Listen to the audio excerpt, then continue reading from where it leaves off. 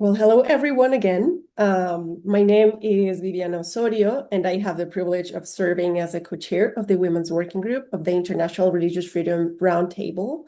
This event is convened jointly by the Forbes Women's Alliance and the Women's Working Group of the Earth Roundtable with the support of the First Freedom Foundation. We are deeply grateful for all of you joining us today from different parts of the world. Nuevamente en español, para quienes se nos han unido, recuerden que deben seleccionar el canal español en el globito que encuentran en la parte de abajo para que puedan escuchar toda la reunión en su idioma. Muchas gracias. So before we begin, I'd like to share about the International Religious Freedom Roundtable, often called the Earth Roundtable. This is a global multi-stakeholder network that brings together civil society organizations, faith actors, policymakers, and experts working to advance freedom of religion or belief for all. And within this big network, the Women's Working Group focuses specifically on the intersection between freedom of religion or belief and women's rights. Our goal is to ensure that the lived experiences of women, particularly women from religious minority communities, are not invisible in international discussions on either gender equality or religious freedom. In the context of CSW70, our working group submitted a written statement to the Commission on the Status of Women, documenting cases of violations of freedom of religion or belief affecting women, as well as patterns of discrimination and violence faced by women from religious minority communities in different regions. This statement was supported by 23 organizations, reflecting a broad coalition of actors committed to advancing both gender equality and freedom of religion or belief. Among them are organizations such as the Forbes Women's Alliance, Jubilee Campaign, Open Doors, the Observatory of Religious Freedom in Latin America, BPSOS, Big Ocean Women, and many others who continue to work tirelessly to bring visibility to these issues. It is then a pleasure to welcome you all to this parallel event, Closing the Gap, Access to Justice for Women from Religious Minority Communities, which takes place in the context of the 70th session of the United Nations Commission on the Status of Women, and at a particularly significant moment, the broader context of the Beijing Plus 30 review and ongoing efforts to accelerate progress on gender equality. This invites us to reflect on progress, but also on the gaps that remain in the realization of women's rights around the world. One of those persistent gaps concerns access to justice. 30 years ago, the Beijing Platform for Action affirmed an important principle that continues to guide global efforts for gender equality. In paragraph 12, the platform recognizes that the empowerment and advancement of women includes the right to freedom of thought, conscience, religion, and belief, acknowledging that these freedoms contribute to the moral, ethical, spiritual, and intellectual lives of women and men, both individually and in community with others, and enable them to realize their full potential in society and shape their lives according to their own aspirations. This recognition is significant because it reminds us that freedom of religion or belief is not external to the women's rights agenda. On the contrary, it is recognized as an integral dimension of women's empowerment and human dignity, and part of the broader framework of rights envisioned in Beijing. Yet 30 years later, an important question, like many important questions remain. What happens when women, particularly women from religious minority communities, are still unable to access justice when those rights are violated? What can be done to ensure effective access to remedies and reparations for them? What are the obligations of states to address these violations? And how can stronger solidarity and collaboration be built across civil society, international mechanisms, and governments to ensure that states are held accountable? And these are some of the questions that guide our conversation today. All this said, let me briefly walk you through the flow of today's conversation. We will begin with a keynote intervention by the UN Special Rapporteur on Freedom of Religion or Belief, Professor Nasila Ganea, who will help frame the global picture of the justice gaps affecting women from religious minority communities and reflect on the obligations of states under international human rights law.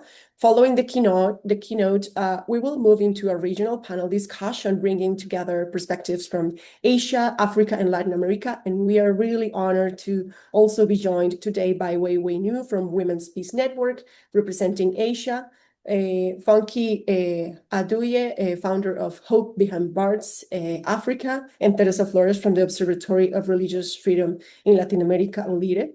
After the panel, we will open the conversation to the audience with moderated questions and discussion before concluding with a brief reflection on key takeaways and call to action. All this say, I will now pass the floor to Judy Golub, who is part of the Forbes Women's Alliance, who are one of the conveners of this event. So, Judy, the floor is yours. Thank you, Viviana. Forbes Women's Alliance is pleased to have organized Closing the Gap. And I'm Judy Golub, one of the Alliance's co-founders. I want to call out my fellow co-founder, Luann Sabatier, for the many wonderful contributions. So what's Forbes Women Alliance and what does it do? The Alliance seeks to increase the impact of existing initiatives that focus on the intersection of women and freedom of religion and belief. Forbes. By connecting and collaborating with individuals and organizations across sectors, we seek to break down the silos to help people more effectively work together on the pressing issues facing women, their communities, and the freedom of the religion they believe. To find out more about Forbes Women, please go to forbeswomen.org. So what is Forbes? Forbes is a right of conscience that affords every individual the ability to have, adopt, change, and express any religion or belief or none, including expressing differing interpretation or dissents within traditions.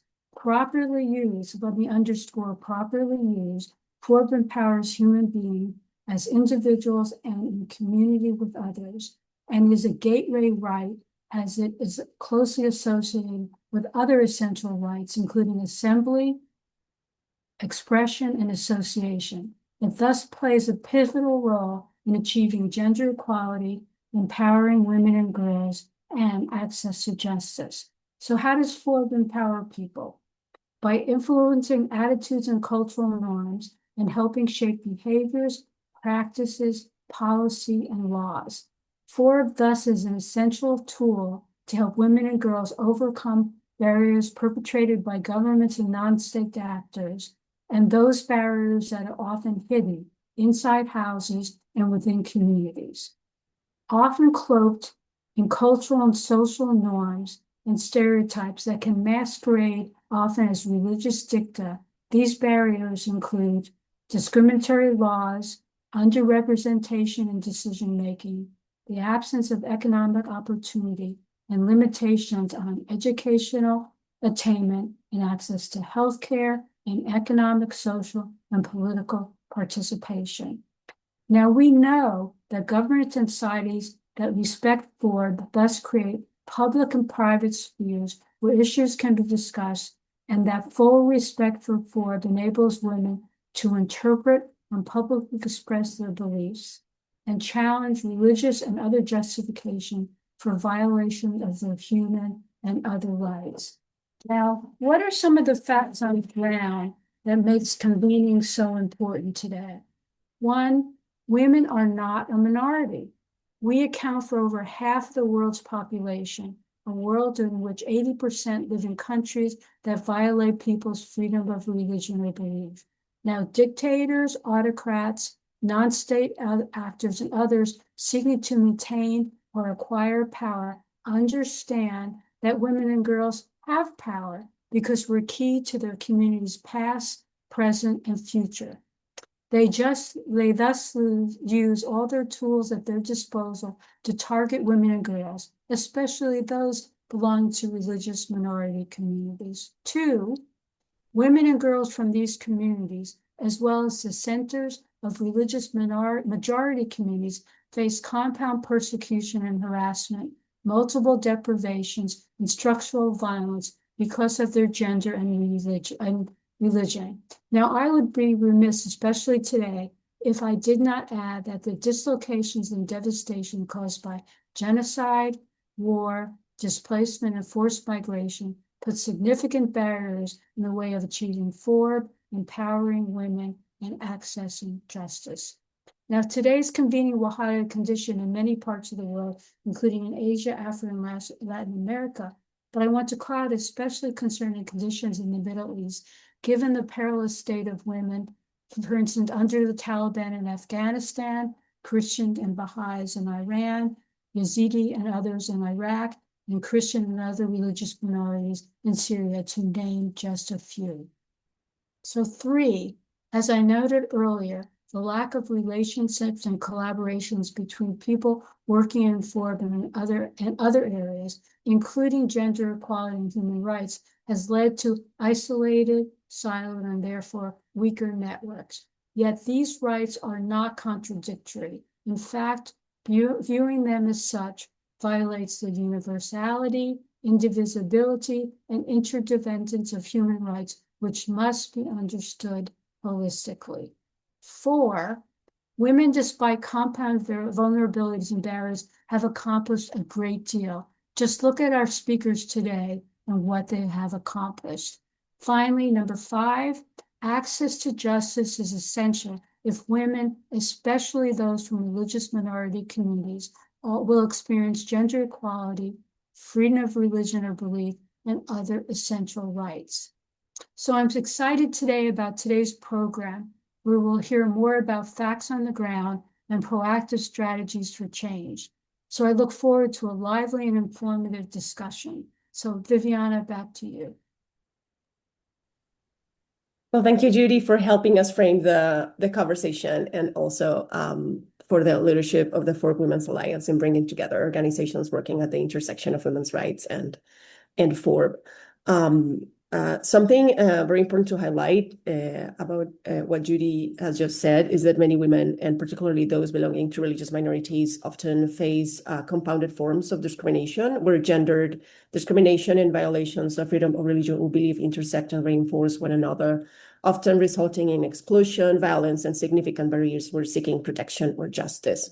And it is precisely this intersection and the urgent need to address these layered injustices that brings us to today's conversation. It is therefore my great pleasure to introduce our keynote speaker, Professor Nasila Ganea, the United Nations Special Rapporteur on Freedom of Religion or Belief. Professor Ganea, she is Professor of International Human Rights Law at the University of Oxford and an internationally recognized expert on freedom of religion or belief. In her role as a special rapporteur, she works closely with states, civil society, and international institutions to address violations of this right and strengthen protections for vulnerable communities around the world. Professor Ganea, we are deeply honored by your presence today. Thanks so much for accepting our invitation. The floor is yours. Thank you very much, Viviana. It's a pleasure to be with all of you, and I really appreciate this important conversation during the Commission on the Status of Women. It's a privilege to join Weiwei, Funke, Teresa, and those who are working tirelessly on the ground to advance justice and equality, to bring visibility to the lived realities of women, including those belonging to religion and belief minority communities. And that advocacy is critical in expanding pathways to justice. This intersection of several international commitments and bringing it into focus, how they relate across the Commission on the Status of Women, Beijing +30, and freedom of religion or belief, and access to justice is really critical. Access to justice, we know, is not just a procedural concern. It's a core component of the protection of all human rights, including from freedom of religion or belief. Without it, individuals can't seek protection from discrimination or violence, and rights become hollow and meaningless. And for women from religious minority communities, the barriers to justice, as we've heard, are multiple and intersecting.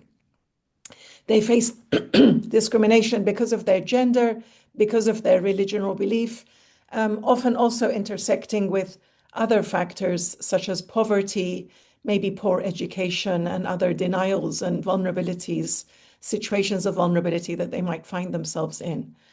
So when it comes to reporting abuses, accessing remedies, or obtaining protection from the authorities, there are profound obstacles. And worse still, referring to the authorities or seeking justice from the authorities may lead to yet more abuse by those authorities. This mandate over its 40 years has observed that women from religion or belief minorities really tangibly experience compound discrimination. And that's why 3 of the reports of this mandate, 3 thematic reports, address gender and freedom of religion or belief. In fact, other than hate speech, it's the only topic that has received attention time and again in this mandate. The harms, of course, arise when gender discrimination intersects with restrictions or hostility related to religion or belief. And I want to pause here to recall that by freedom of religion or belief, I mean the 3 dimensions of it. So one is the narrower, yet of course crucial importance of freedom of religion or belief in and of itself. Article 18 of the Universal Declaration of Human Rights, Article 18 of the International Covenant on Civil and Political Rights, hence the right to have, adopt, and change religion or belief, and to manifest it, including in public and with others. The first part cannot be restricted under any circumstance. The second may be restricted, may be limited by the authorities, but must be according to the limitations framework and strictly according to that framework. Otherwise, manifestation as a whole will be erased. Across Asia, Africa, Latin America, Europe, everywhere, women from religious minority communities face harassment, violence, and social exclusion in the name of their religion or due to their religion. So we have the core freedom of religion or belief in Article 18. Then we have discrimination on the grounds of religion or belief. So that's discrimination with regards to any human right. So when people are targeted because of their religion or belief, including religious minority women, then it's their education, their health, their equality before the law, their freedom of movement, their family rights, all of them can be restricted merely due to their religion. And the third dimension that plays out an important role, and already Viviana and Judy in passing referenced it, is violations in the name of religion. So there are denials of human rights, restrictions or violations of human rights, allegedly in the name of religion, often abused in order to harass and violate the rights of women even further. Now, when it comes to gender-based barriers that prevent religious minority women from accessing justice, the barriers can take many forms. These are in personal status laws.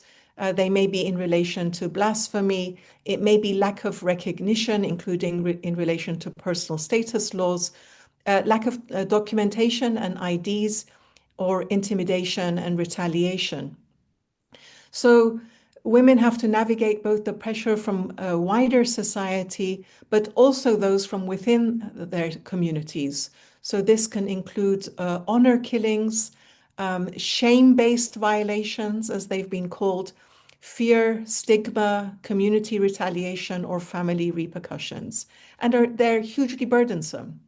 So when institutions lack independence or sensitivity, then it's even more likely that a meaningful remedy becomes even more remote and difficult. So the core challenge we're discussing today is structural accountability gaps within national justice systems. And perhaps even in international law, there is still work to be done to make visible all the gaps and challenges faced by minorities. So formal equality may exist in the law, but it is still far from being delivered, including a substantive equality especially, remain inaccessible and unachievable because of discrimination, bias, lack of legal aid, fear of retaliation, or lack of effective remedies. And the social norms themselves silence women or discourage them from seeking the little justice that they may have access to. Prevailing attitudes about gender roles and religious and belief prejudice, discrimination, and structural restrictions normalize that discrimination and minimize the harms experienced by minority women. Now, we know that the international legal frameworks of CEDAW, the ICCPR, the SDGs, and Beijing all should be supporting this topic that we're addressing today. International human rights law has clear guidance, and these hard law and soft law instruments reiterates that.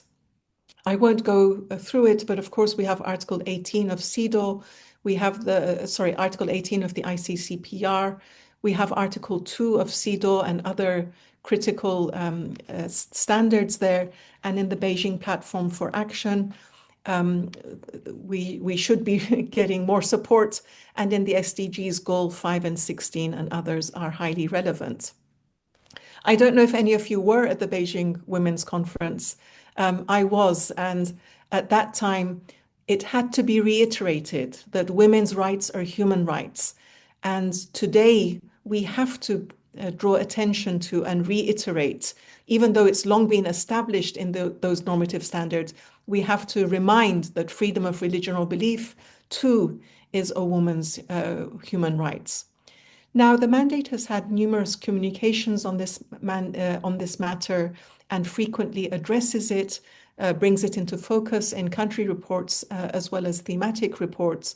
But I just wanted to highlight one such allegation letter, and that's ALBRA 2/2023, that addressed the freedom of religion or belief of indigenous women. And it related to the Guarani and Kaiwo indigenous peoples in Mato Grosso do Sul in Brazil, particularly women spiritual leaders and human rights defenders, and the systematic violence, threats, harassment, and discrimination that they faced. So that was not only a restriction on their freedom of religion or belief, but also of their gender rights, cultural rights, freedom of expression, and others. So I feel we're running out of time, so let me just highlight a number of publications that exist that address this in far more detail. One is by the Danish Institute for Human Rights that address freedom of religion or belief and women's rights within the framework of the SDGs. It was the result of very extensive multi-stakeholder consultations and synthesized really those consultations over a number of sessions. And there's another one that is very accessible. It's from the Stephanus Alliance on Women and Freedom of Religion or Belief. USERF also has publications, including on women and religious freedom, synergies and opportunities, and another one on the role of women in advancing international religious freedom. So I had some points about practical reform priorities, but let me just end by saying that the closing of the equality gap in accessing to justice requires our sustained commitment from states, international institutions, civil society, and communities themselves in order to finally get to a place where we can ensure that no woman is denied protection, remedy, or justice because of her gender, her minority status, or her religion or belief. I look forward to the insights that will now be shared. Thank you. Thank you so much, Professor Nasila. It's been wonderful to hear your reflections on this, in particular, how important it is to promote a stronger interdependence on women's rights and FORB, and how the FORB violations against women also intersects with broader rights, including economic, social, and cultural rights. And we really look forward to hear more about the policy recommendations you may have for us today after the panel. We will be very excited to hear your reactions also to what the panelists will be sharing with us. And now we will move to the regional panel, where we will hear perspectives from Asia, Africa, and Latin America. Our panelists will share their insights from the regions on the barriers that women from religious minority communities face in accessing justice, as well as policy recommendations for addressing these challenges. So let me briefly introduce our speakers. First, joining us from Asia, we have Wei Nu. Wei Nu is the founder and executive director of the Women's Peace Network and a globally recognized advocate for democracy, peace building, and human rights in Myanmar. After spending 7 years as a political prisoner, she emerged as a powerful voice for the rights of marginalized communities, particularly the Rohingya, and for women's leadership in peace and democratic movements. Her work has received international recognition, including honors such as the End Peace Award and the Impact Hero Award for the Obama Foundation, among others. Our second panelist representing Africa is Funke Adoye. She's the founder and executive director of Hope Behind Bars Africa. Funke Adoye is a Nigerian human rights lawyer and a leading advocate for access to justice across Africa. Through Hope Behind Bars Africa, she has provided legal assistance to thousands of incarcerated and marginalized individuals while advancing reforms aimed at strengthening justice systems and expanding access to legal representation. Her work has received international recognition, including the International Bar Association's Outstanding Young Lawyer Award in 2025. And finally, in representing Latin America, we are very pleased to welcome Teresa Flores from the Observatory of Religious Freedom in Latin America, OLIRE. Teresa Flores is a Peruvian lawyer specializing in freedom of religion or belief in Latin America. She holds a law degree from the Santo Toribio de Mogrovejo Catholic University in Peru and a diploma in religious studies from the Pontificia Universidad Católica de Chile. She serves as a director of the Observatory of Religious Freedom in Latin America and is a member of the Latin American Consortium of Religious Freedom, where she contributes to research, publications, and advocacy documenting discrimination and hostilities affecting religious communities across the region. We are grateful to all the three of our panelists for joining us today and for bringing these important regional perspectives. So let me now invite Wei Nu to begin by sharing insights from Asia.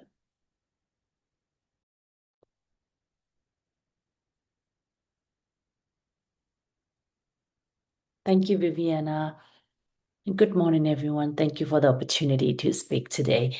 My name is Wei Nu. I am the founder and executive director of Women's Peace Network and a human rights advocate from Myanmar. For more than a decade, my work has focused on advancing justice, accountability, and protections for women and marginalized communities affected by the conflict and systematic discriminations. Today, it is a pleasure to focus on this critical issue of the persistence gap and challenges in access to justice for women in Myanmar. Access to justice is a fundamental human right. It means that individuals who experience harm can seek protections, accountability, and remedy through fair and functioning institutions.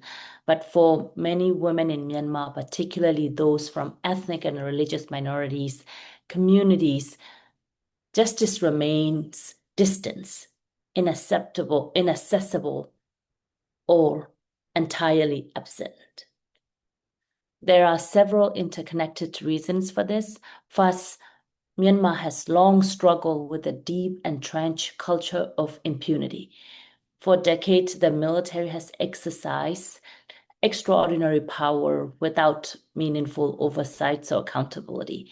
It has created a system where serious crimes, including sexual violence, are rarely investigated and even more rarely prosecuted. Women have often been among the most affected by this culture of impunity. In conflict-affected regions across the country, sexual violence has been repeatedly used as a tactic of intimidations and control, basically as a weapon of war.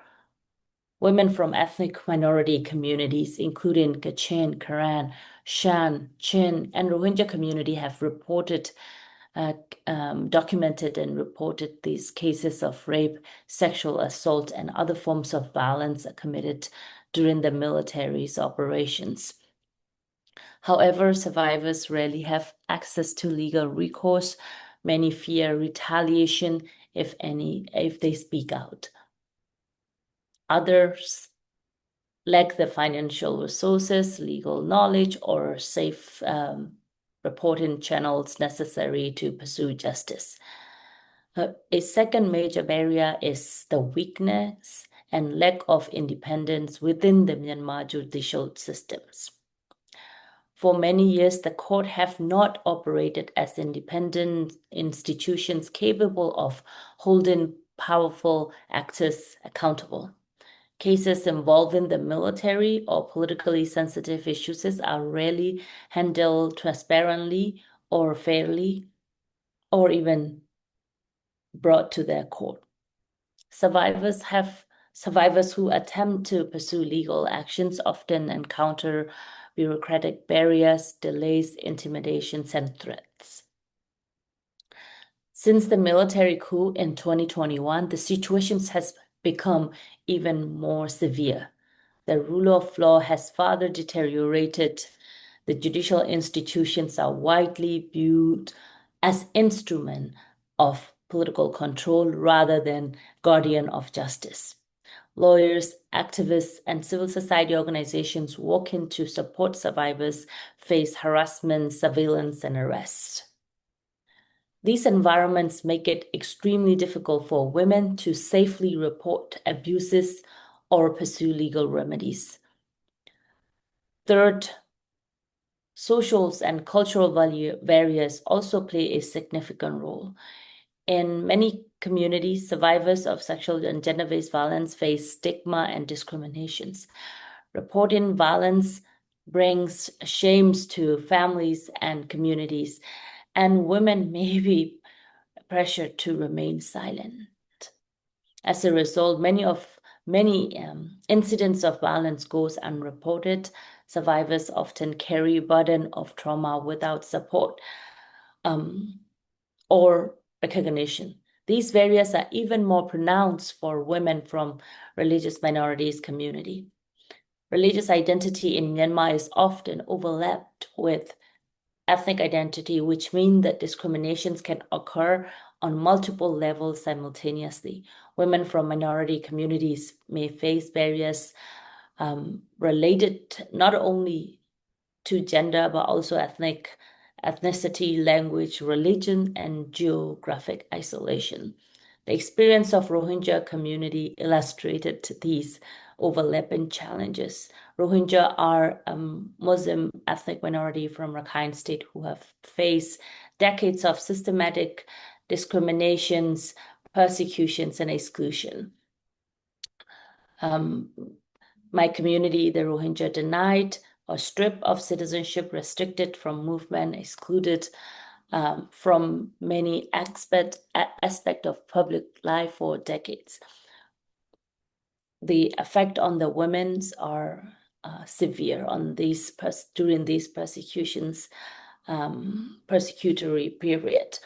In 2017, a large-scale military operations resulted in mass displacement, forced displacement, and widespread violence, whereas it resulted in nearly 1 million people to leave from Burma within a couple of months.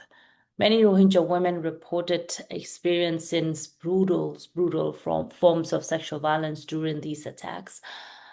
This case has been discussed last month before the International Court of Justice. The accounts of sexual violence were also heavily discussed during the oral argument by the Gambia legal team.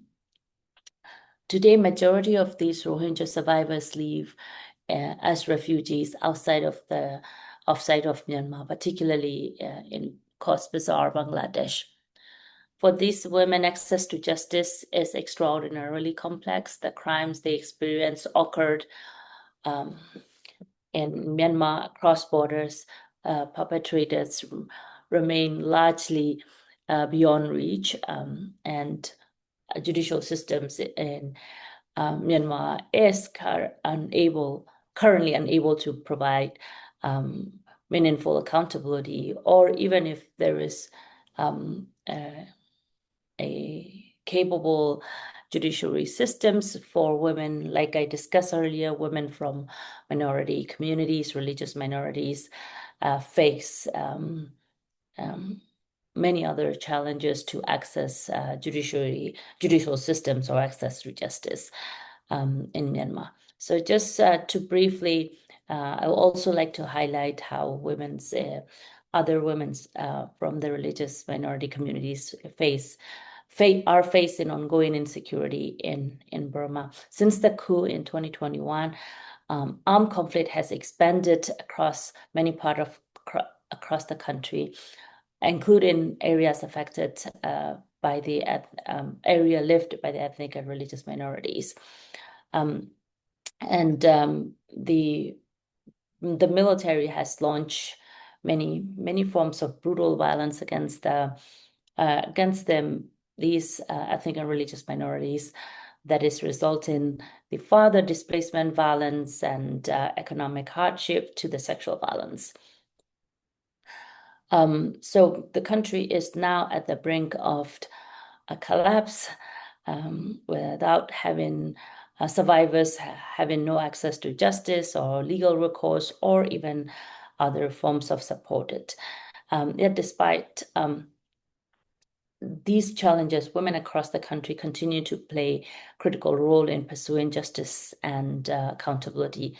And many women organizations and women-led organizations continue to pressure domestic actors other than the military to create an environment for women survivors of their sexual violence in the conflict-affected areas to have some level of access to justice. So to summarize, yes, we have a history, we have the many challenges, but the access to justice in Myanmar at the moment is simply absent. And in the meantime, there are a few things that we can actually do.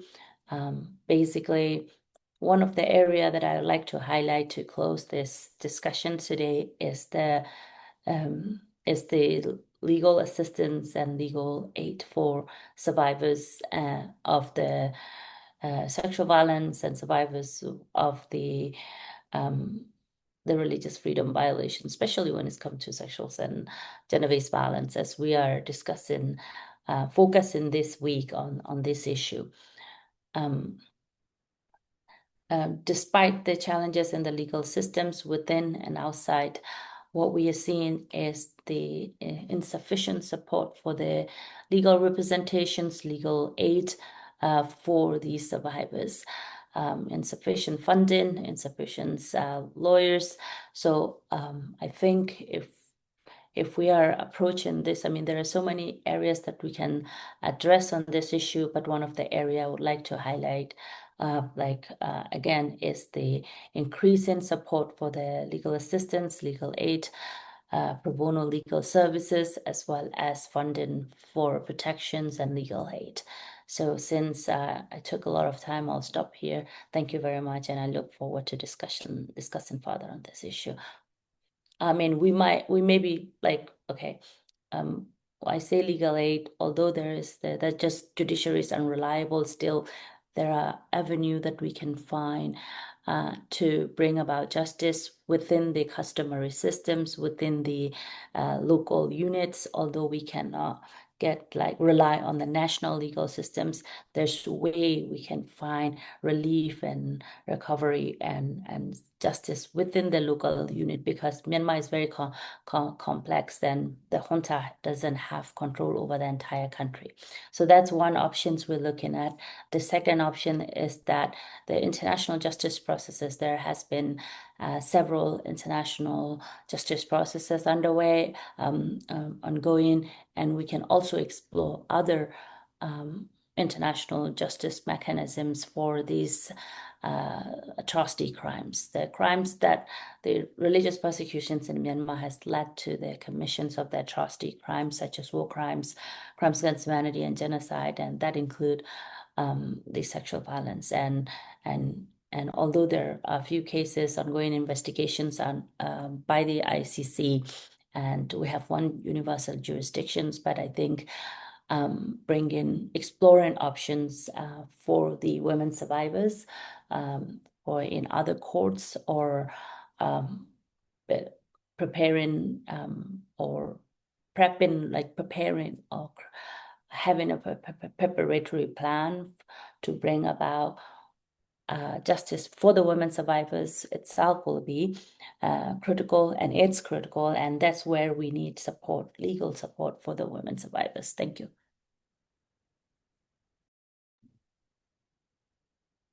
Thank you very much, Wei Wei, for that powerful testimony and for bringing to us those highlights from the Asian region and specifically from Myanmar. Your remarks remind us how deeply a culture of impunity can undermine access to justice, and also like the disproportionate impact that the lack of legal services may have on women from religious minorities. You have also highlighted the issue of sexual violence, which is usually one of the tactics of intimidation against women, while survivors face stigma, pressure to remain silent, and re-victimization with justice systems that lack independence and impartiality.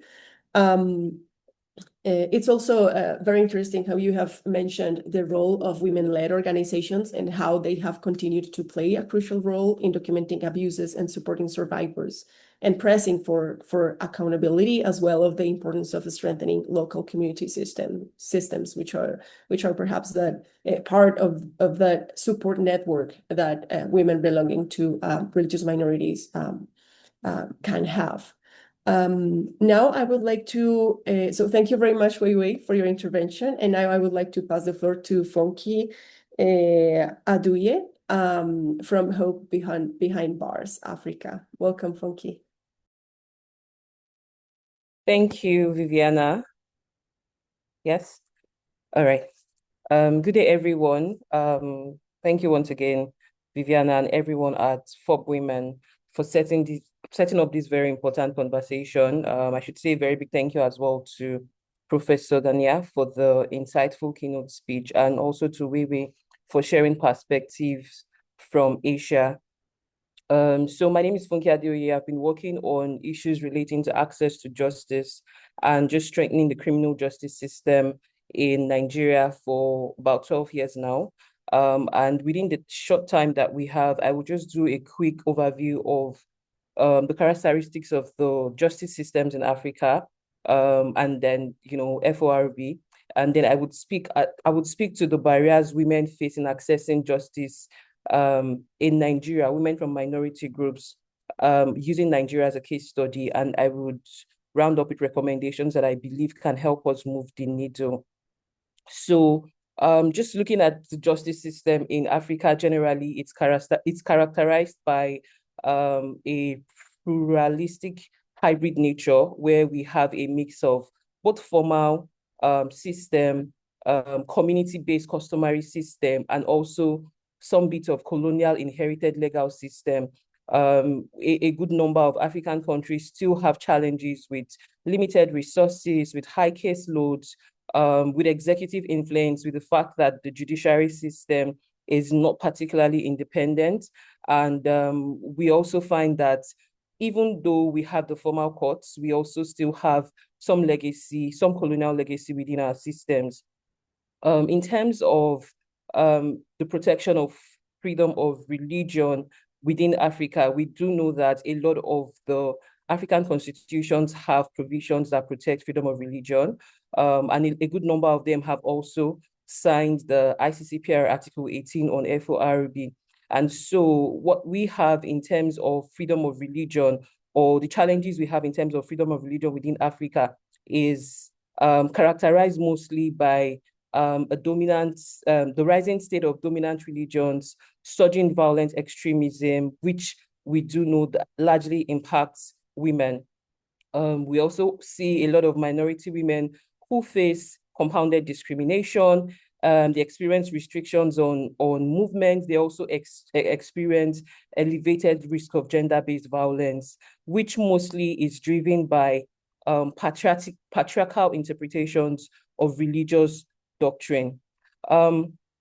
In Nigeria, what we have seen over time is that we have very structural and economic barriers to formal justice for women. And I think this is, I mean, while I would be speaking to Nigeria and be sharing examples from Nigeria, I do know that this applies to other countries within Africa as well. And I think even as we had mentioned, it's something that you find in most countries within the global south. We find situations whereby women lack financial access to access courts, lawyers, sustain litigation processes, and which most times you find that women from minority communities are mostly marginalized.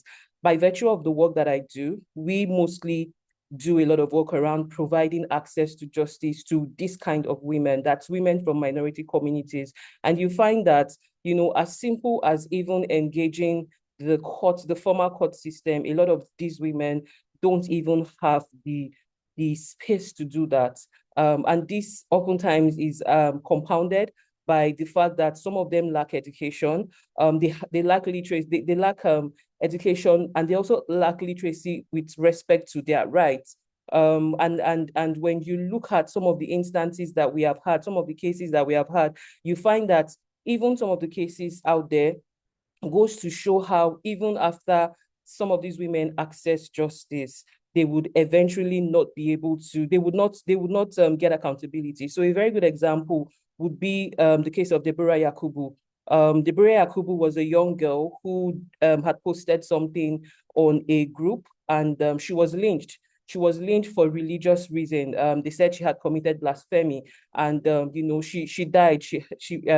And what we found is that even though the faces of her perpetrators were out there in a video, it's on social media, they were never held accountable for their crimes. In fact, even though they had committed murder, they were actually, I think they were actually charged for a very bailable offense. And eventually, after lots of adjournments, what happened is they were set free.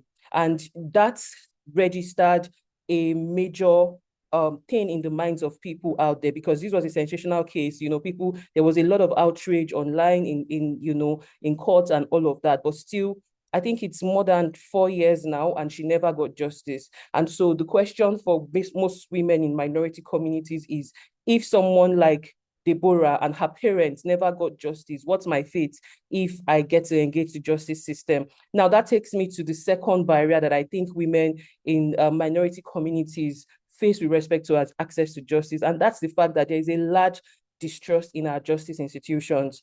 I think we mentioned, and also Professor Naz also mentioned something around the fact that a lot of our judiciaries are not independent, right?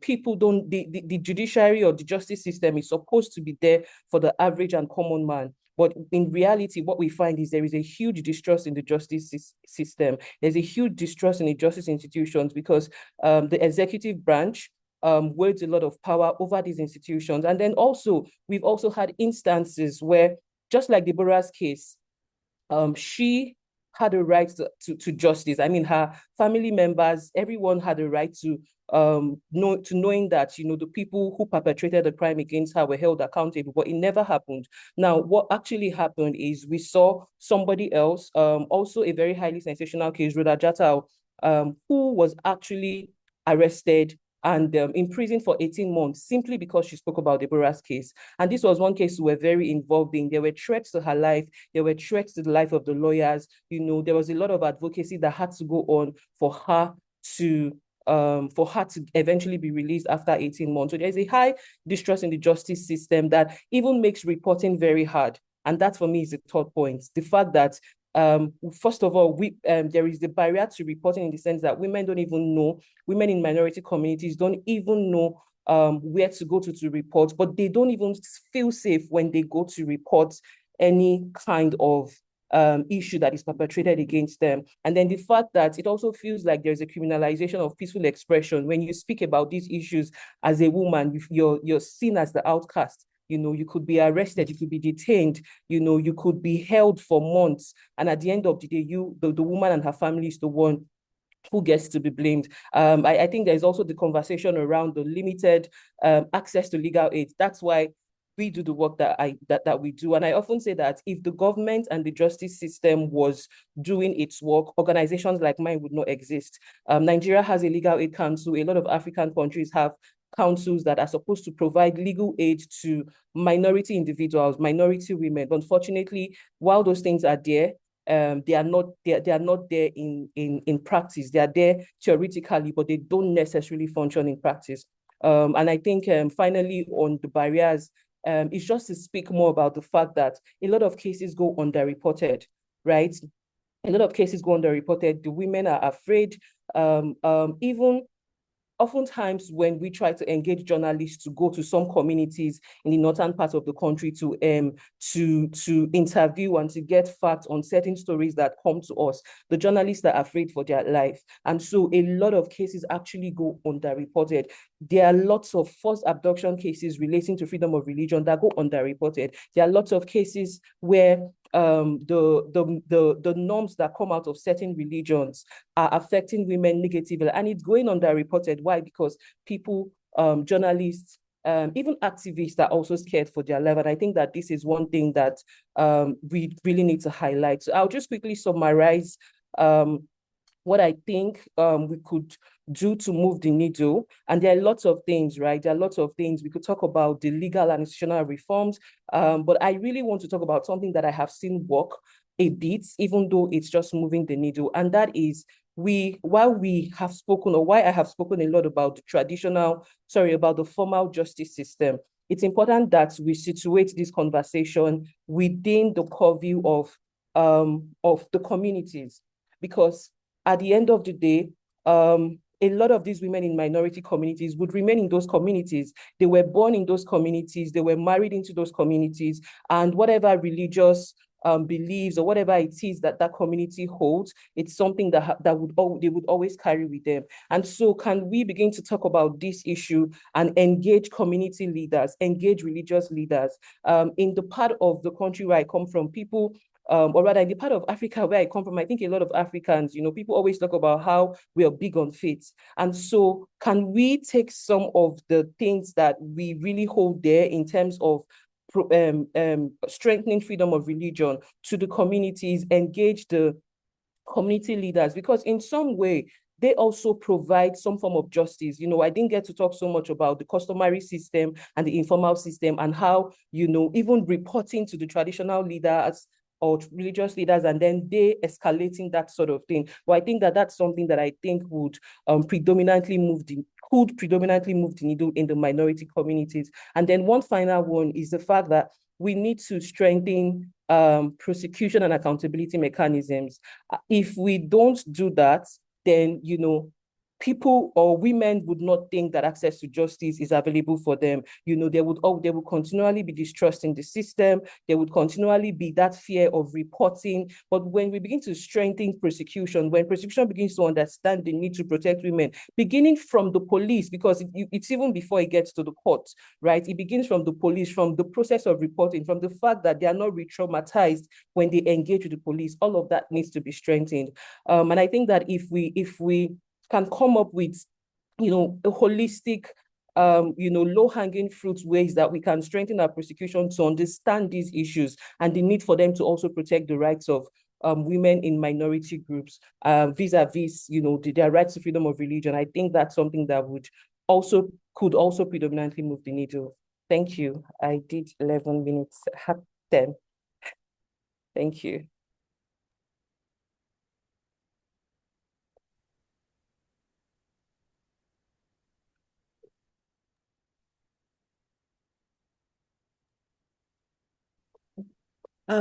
Thank you very much, Funky, for your intervention. As you has mentioned, even though Nigeria, for instance, has ratified different instruments and the rights are perhaps in the constitution, there's still a gap between law and in practice, and women from religious minority communities frequently facing compounded forms of discrimination, are facing structural barriers that make justice extremely difficult to access. Many women lack the financial means, legal literacy, or educational opportunities needed to navigate the court system, while distrust in judicial institutions and limited independence of the judiciary further undermine accountability. As you also pointed out, serious violations such as forced abductions and other abuses often remain underreported, in part because of survivors facing stigma and pressure not to speak out. You also highlighted the importance of engaging community leaders and avoid re-victimization. So thank you very much for a great presentation. And now I would like to pass the floor to Teresa Flores from the Observatory of Religious Freedom in Latin America. Welcome, Teresa. The floor is yours. Thank you. Well, thank you very much, Viviana. Thank you very much to the panelists for these incredible insights. I think it's important to have this kind of conversations. And when we discuss access to justice for women from religious minorities, the Latin America context presents some particular dynamics. Unlike other regions, the main barriers to justice do not usually stem from explicit legal restrictions on freedom of religion or beliefs, but instead they are linked to broader structural conditions.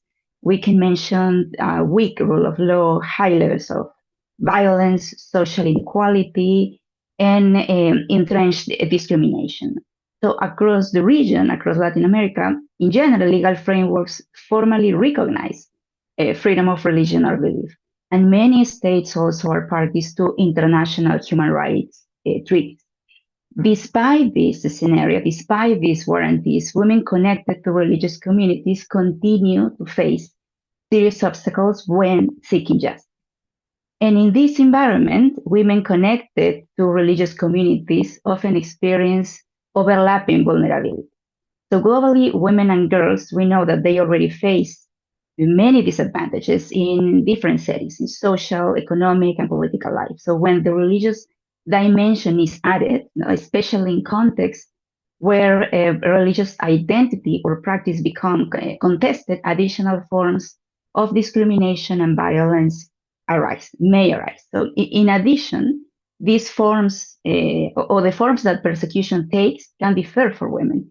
And Wei and Funke already mentioned this, but these kind of violations may include coercion, social exclusion, sexual violence, and other pressures linked to family honor, to social reputation.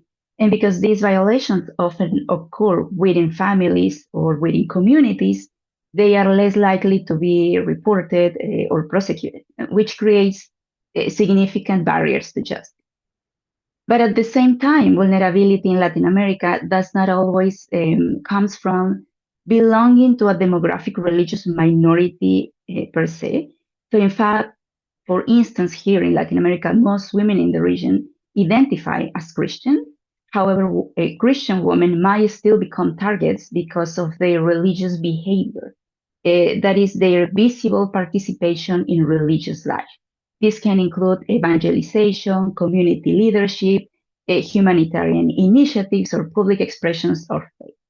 So when women become visible or visible actors within religious communities, their activities might challenge political authorities, might challenge criminal groups, or local power structures. And in these situations, it is often this visibility, not minority status itself, that can trigger intimidation or that can trigger retaliation. So this dynamic becomes particularly evident in authoritarian contexts, where state institutions themselves might be implicated in violations. In countries like Cuba or Nicaragua, documented cases show that women connected to Christian communities, particularly those perceived as politically dissenting, have faced surveillance, harassment, arbitrary detention, and they have suffered restriction on their religious practice. In Cuba, for instance, women associated with movements such as the Ladies in White, as well as Catholic lay leaders or parish volunteers in Nicaragua, have been detained while attempting to attend religious services or questioned by security agents because of their links to imprisoned relatives, clergy members, or civic activism. So in this context, religious activity can easily become intertwined with political labeling, exposing women to reprisals such as drug bans, confiscation of property, and even forced exile. Also, another aspect that it is important to mention is that, for instance, women's detainees and female relatives of religious leaders have reported gender-specific forms of abuse. This includes sexual harassment, degrading, body searches during prison visits, and other forms of humiliation intended to intimidate families and discourage public advocacy. As a consequence, these dynamics create serious barriers to justice because the very institutions responsible for investigating these abuses, police, prosecutors, courts, etc., are often directly involved in the violations themselves. Other contexts, apart from Cuba and Nicaragua, we can mention, for instance, the context of organized crime. Organized criminal groups or armed groups that exercise territorial control may also target women connected to religious communities. In countries like Colombia or Mexico, women connected to religious communities may also become targets of organized criminal groups that exercise territorial control.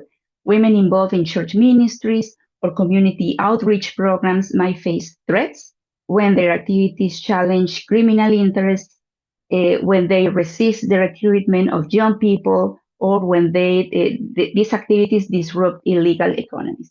And in some documented cases, daughters of pastors also have been harassed, have been threatened in order to pressure religious leaders to abandon their ministry in the area. In addition to this dynamic, another pattern that we have observed in some indigenous communities in Mexico has to do with the issue of religious intolerance. Where religious intolerance persists and communities expect members to adhere to the same traditional religious practices, this can be a problem. Women who convert to Christianity or participate in a specific religion that doesn't follow the majority religion might face violence, might face detention by community authorities. They can be expelled from their communities. Women have been beaten, have been detained in their homes, and even their houses have been destroyed after hosting these religious gatherings. So taken together, this situation illustrates how gender, religion, and local power structures can intersect in ways that severely restrict both freedom of religion and women's access to justice. We know that from a legal perspective, the Inter-American human rights system interprets access to justice broadly. It includes not only the right to bring claims before independent courts, but also the right to obtain effective remedies when rights have been violated. However, across the region, and as other regions, as we have heard today, obstacles remain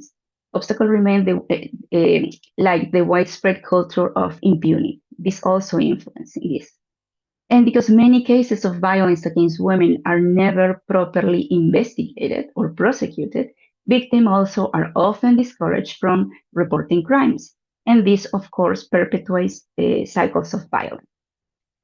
For women connected to religious communities, these barriers might be even more pronounced. So authorities might lack awareness of how gender-based violence intersects with religious identity or religious practice, and certain forms of persecution might not even be recognized as violations of freedom of religion or belief. For this reason, we believe that improving the availability of reliable and disaggregated data is essential. In many Latin American countries, official statistics on violence almost never include information about the religious dimension, and without data that captures both this gender and religious dimension, many patterns of violence remain invisible.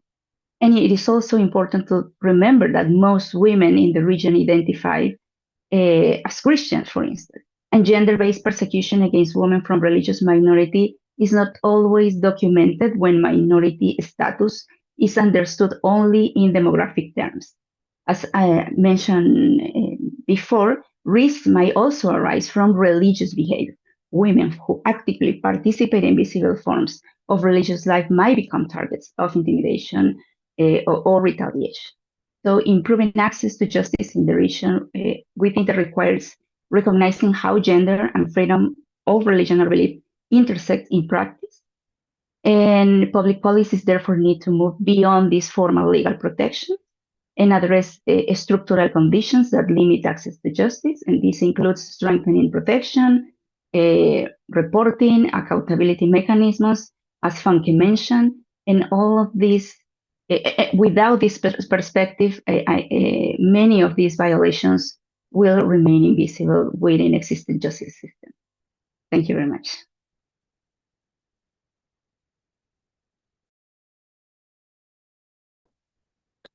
Thank you, Teresa, for driving us through the particularities of the Latin American region concerning for violations against women. And a couple of things I would like to highlight are how women converting to a different religion, they face particular challenges also within their own communities, and how important it is improving data reliability for amplifying these cases and bring justice to women in the region. So thank you so much for a great presentation. And now I would like to pass the floor to the Special Rapporteur, to Nasila Ganea, to share some highlights and reactions from the panelists' intervention. The floor is yours, Nasila. Thank you so much. That was an incredibly mind-blowing and rich discussion. I think we all agreed on at least 5 points that I'm trying to abbreviate and capture. First is that legal frameworks must prohibit and address this intersectional discrimination, including by the review of laws that disproportionately affect minority women. As both Teresa and Weiwei said, this really needs a sober investigation of widespread cultures of impunity in various contexts. Secondly, we all agree that justice systems have to be made accessible and safe for those who seek remedies, including by strengthening confidential reporting mechanisms, expanding legal aid services, and ensuring that law enforcement and judicial actors receive training and are sensitized to these intersecting forms of discrimination. As both Weiwei and Teresa and Funke said, this means access to legal recourse without retaliation, safe channels for reporting, strengthening the legal system and the rule of law, recognizing it in different contexts. We're talking about contexts of war, of terrorist activities, of refugee and IDP camps, of places of detention. In relation to international crimes, we're talking about mixed legal systems. In all of these instances, there has to be an establishment of trust in the legal system, that reporting will not result in threats and violence or further entrenched discrimination or reprisal attacks or surveillance. And these are, of course, incredibly important. It reminded me of one of our communications from the mandate from June 2025, where the Baha'i international community reported that 2/3 of Baha'is detained purely because of their religion in Iran were women. This is not accidental. These are targeted attacks, and the burdens of young women with children being imprisoned is heavier and specific. Thirdly, we all agreed that data and documentation is essential. Without disaggregated data, there is denial, and patterns can't be identified or effective responses designed. But and Teresa said that this is incredibly important, and of course I agree, but In some countries, it's illegal to collect data on the basis of religion. It reminds us that, of course, any data collection should be voluntary and depend on self-definition. But this is really quite an obstacle.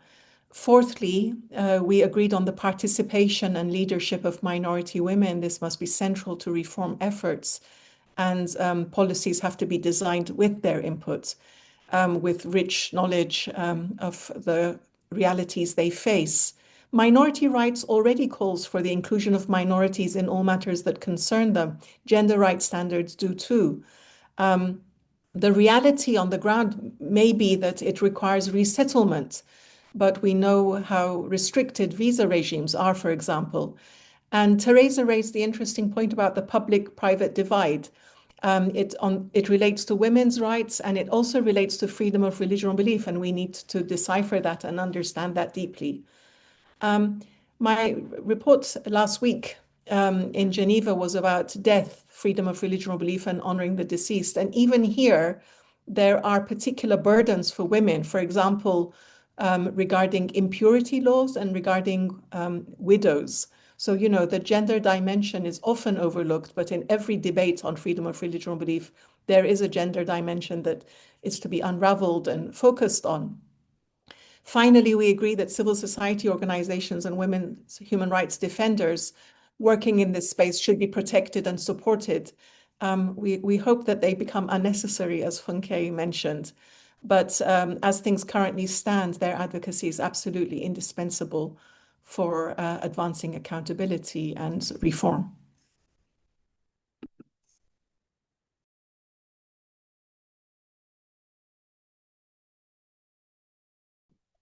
Thank you so much, Nasilia, for sharing your highlights from the fantastic presentations we're having today. And now we will transition to the open space. We will have Judy Golub taking some questions from the participants in this conversation, who will be directed to all of one of the panelists that we have. So, Judy, please, the floor is yours for doing the Q&A session. You're on mute.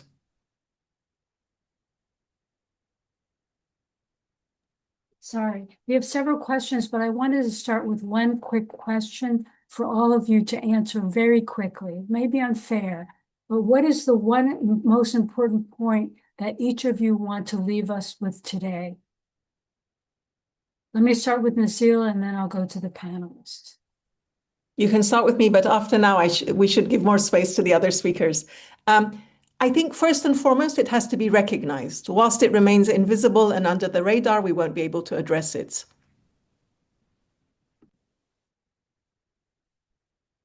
Wei, do you have one thing you want to leave people with?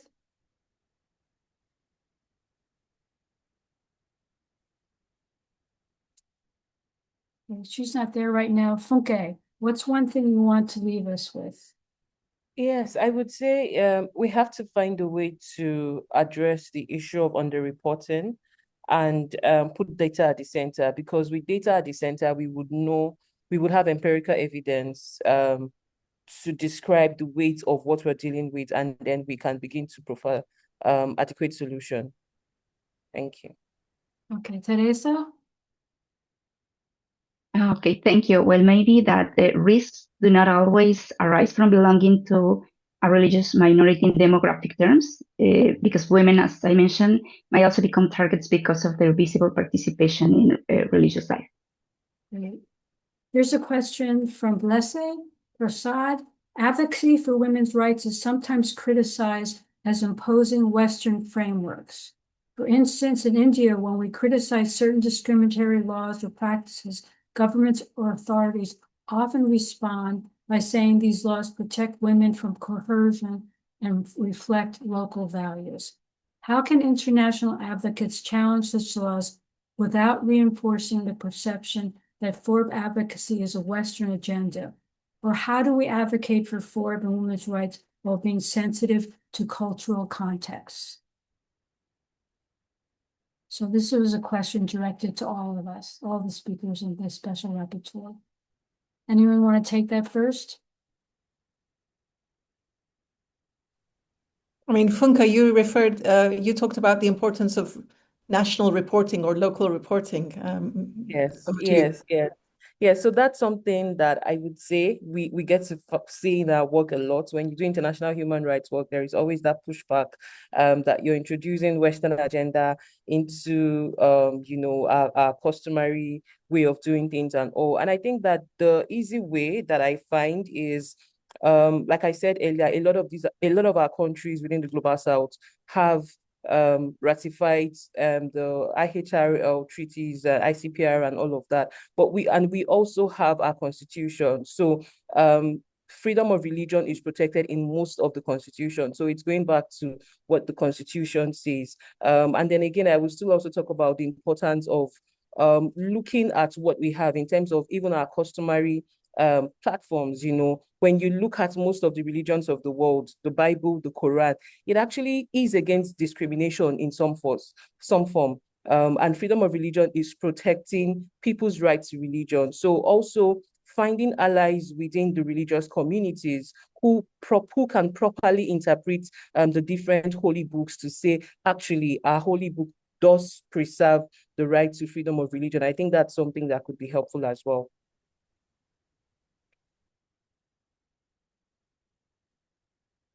Here's another question. This is for Teresa.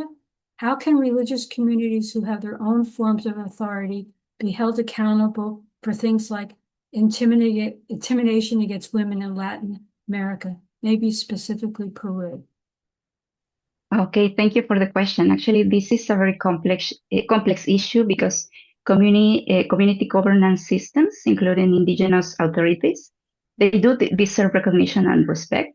We know that these systems operate but we know that these systems operate within broader human rights frameworks, and these include protections for women and for freedom of religion or belief. So I think that the challenge is to find ways to ensure that these rights are protected without undermining community autonomy. So this means maybe strengthening dialogue between state institutions, community authorities, promoting awareness of human rights standards, and ensuring that women have access to different channels of protection if they experience any kind of violence or coercion or expulsion because of their religious choices. So we cannot prefer this community autonomy if these undermine human individual rights.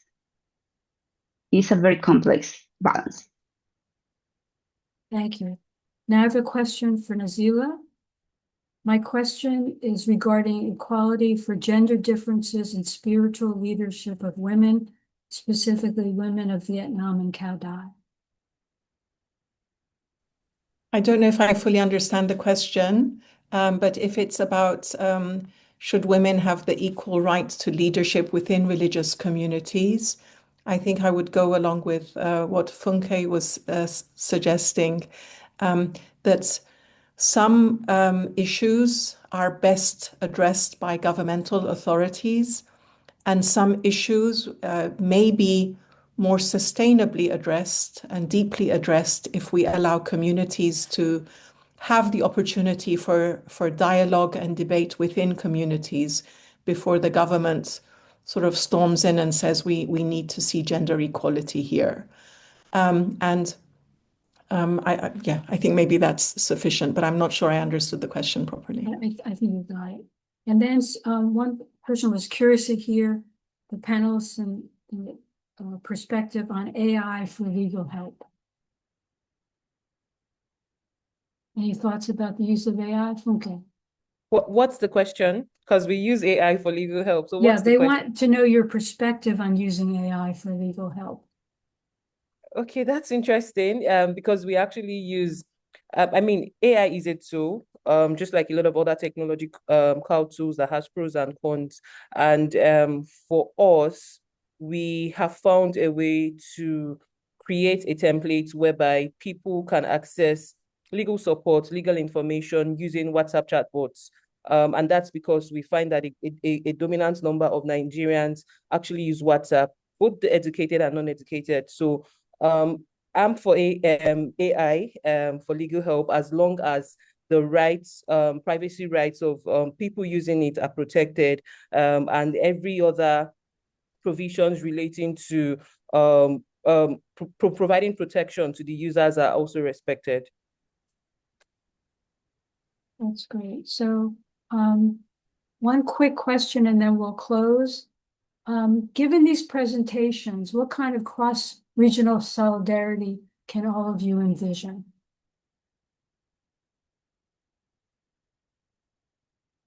Any thoughts on that?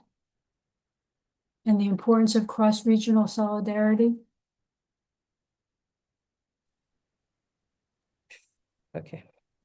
So I mean, in the risk of just being the one speaking, that's one question that I was curious to get an answer to, because I would say I just fairly came into the whole space of freedom of religion as it relates to women. But I do know that in the work that I do relating to gender and death penalty, I've had to get learnings from other CSOs and communities across the world.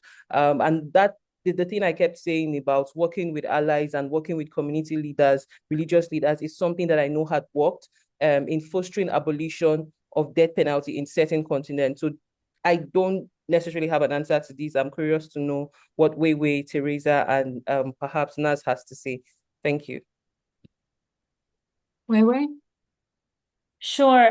Just to continue, I guess one question I think your earlier question, I just want to add a point or two on that on AI. I mean, we didn't discuss much about the use of AI and it affects positively or negatively. Of course, Funke has described how it can be used for the legal services and assistance, but at the same time, I think we are seeing the growing trend of targeting religious minorities with their religious derogatory or other forms of attacks by using AI, whether altering photos and dehumanizing the other religion other than theirs.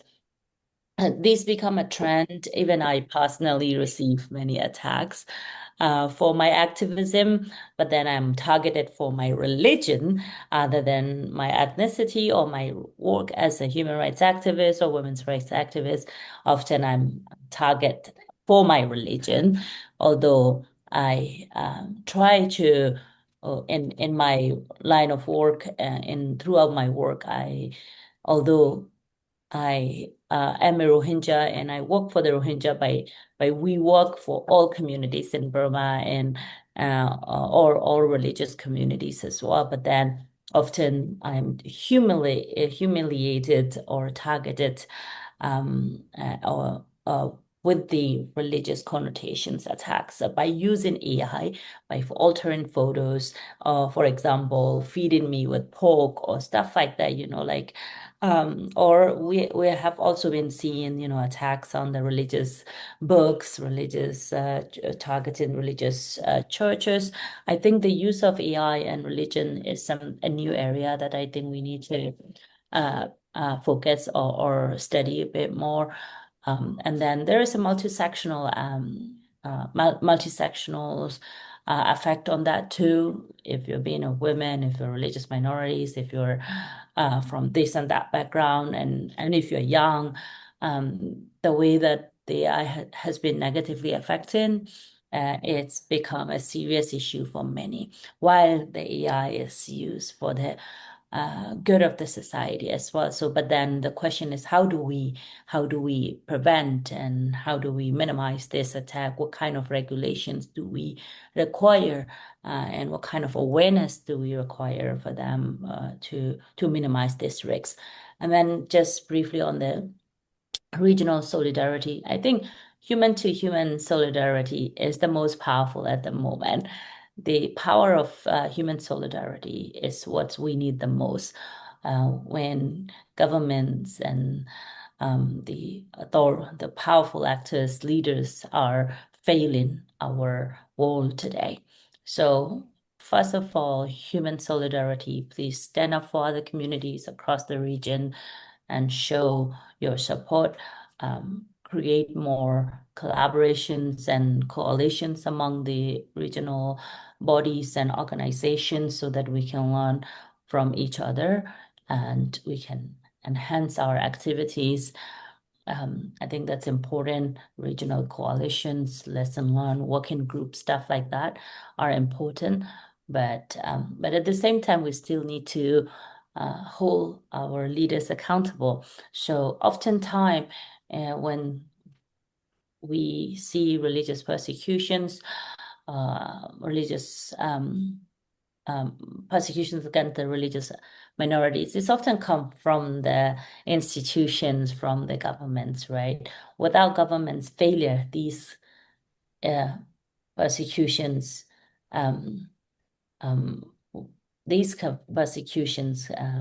cannot be lost, right? So they are entrenched, they transform to atrocities, crime, they become serious violations because of government's active participations or failure to protect.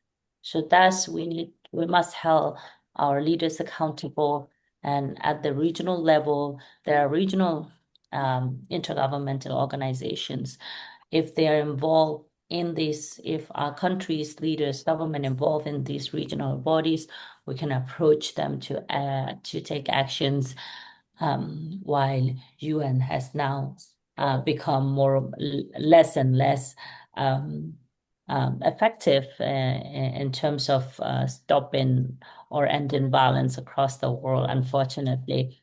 So I think becoming more creative in terms of regional solidarity, regional actions, and finding more avenue to navigate this work will be, I think, a new way of our approach to advocacy.